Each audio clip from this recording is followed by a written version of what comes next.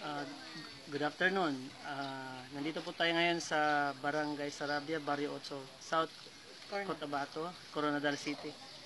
I-interview po natin ngayon si Tita Beth sa kanyang karanasan sa kagalingan ng kanyang stage 3 breast cancer under chemotherapy po.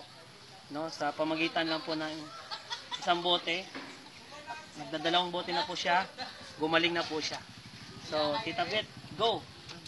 Ako po si Beth Sabatit Flores ng Barangay Sarabia, 53 years old. User pa ng Phytocells Plus. Ako po ay napagaling nito.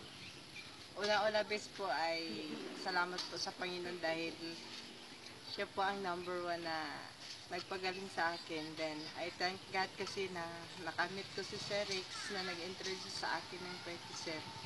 After chemotherapy, 6 session, gumamit po ako ng Phytocells na pagaling po yung aking mga itim na kuko at saka wala na po akong naramdaman na masakit sa aking to, so hindi na rin po ako mastectomy. At ang aking mga kuko na itim ay unti-unti pang pumuti. Isang buti pa lamang po ang nagamit ko, pangalawa ko ngayon. Pero I thank God kasi po naramdaman at naranasan ko po na magaling talaga siya. Especially yung mga chemotherapy patient. After chemotherapy talaga po napapagaling na restore po yung mga cells na na-damage dahil sa chemotherapy. At saka